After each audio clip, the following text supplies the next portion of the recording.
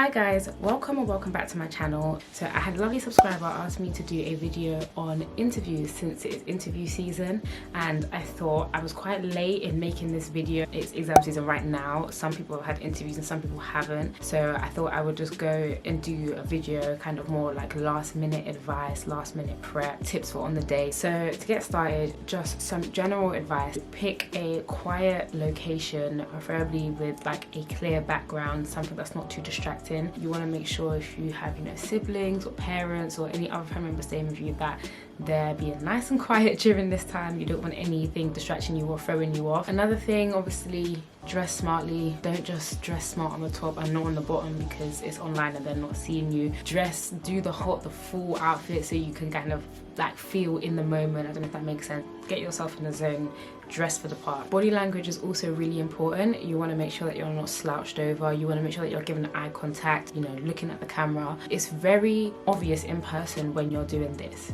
Very obvious in person, and when it's on camera it's even more noticeable, so you want to just make sure that you're looking at the camera. When it was my interview, they gave me around 2 weeks notice beforehand. I'm sure I found out that I had an interview like the end of January, beginning of February, and then my interview was like mid-February. So what you want to be doing is practicing. You need to be practicing. I used the Medic portal mainly because they had a lot of interview questions. I made a blank document and I wrote out all the questions, and then I wrote out my answers to those questions. Now at first I was writing out my full answer word for word, and then what I noticed is that when I was practicing, whether it be with my friends or my family, I was getting worked up when I wasn't giving my answers exactly as I'd written them. So I wouldn't recommend that you do that. I would say if you are going to plan some of your answers, I would say bullet point and just kind of put points of what you want to discuss, but don't write it word for word, because if you're anything like me, you're just going to get worked up that you're not getting it word for word. Another thing that I'd recommend that you do is just have your set of examples that you can apply to a bunch of scenarios.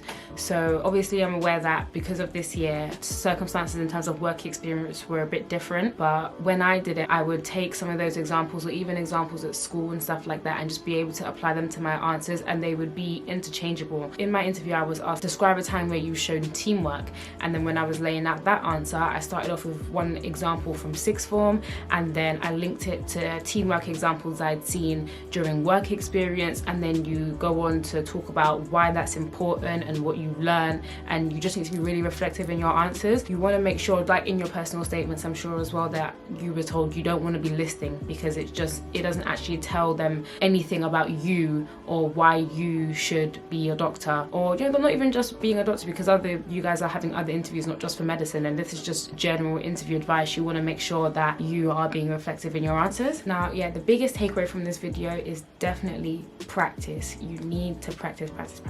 Once they've told you have an interview, you need to be practicing for this interview like nearly every day. Not saying you need to be doing like 5 hours every day, but even if you just do a little bit every day, just so you can be ready. So I was practicing at school at lunchtime with my friends. I'd get home and I'd practice with my mum or my cousin. I also had outside help, so from the organizations that I mentioned in my very first video, like ACMM, and even just general networking, allowed me to meet some amazing people who offered their help to me in terms of giving me some mock interviews over Skype. And I think I mentioned in my first video that one mentor I had, we met up at King's on Guy's campus, and we had like a mock MMI situation, and he gave me lots of feedback. So it was just practice, because I thought I was ready for the interview, and then I started practicing with people, and all the flaws that you don't see when you're just by yourself, they come out. When you're just talking, sometimes you don't really pick up on everything. I did it with my friend, and he was like, Isis, you've said about 6 times, you've said like another 3 times, repeated the same sentence about 4 times. So they pick up a lot of the things that you're doing. And one thing that was big for me as well, I wasn't smiling. I feel like even in my own videos I don't smile at the camera as much as I should, but I wasn't smiling, and that is bad. You need to be smiling because it just makes your answers better. It makes everything that you're saying better. I was forgetting to, because I was too busy focusing on what I'm saying and making sure that it was coming out right. I wasn't smiling, and the moment that I actually started to smile, it kind of breaks the ice a bit. When I was at school and practicing with Amara, he constantly was telling me that I need to slow down. At the time I was preparing for an MMI. I'm not sure now whether you guys still have MMIs or if it's just kind of all panel type interviews. With the MMIs you have like 7 minutes per station. And because I talk so quickly, I was finding that I was racing through my answer maybe in the first 3 minutes, and then I had an extra 4 minutes because we timed it. That's another thing, make sure you do it under time conditions if you are doing an MMI type interview. Obviously I'm not sure what the circumstances are for this year, but I was getting through my answers really quickly, and then me and Amal were just there waiting for the timer to go, just looking at each other. It was really awkward because 4 minutes of silence is a long time.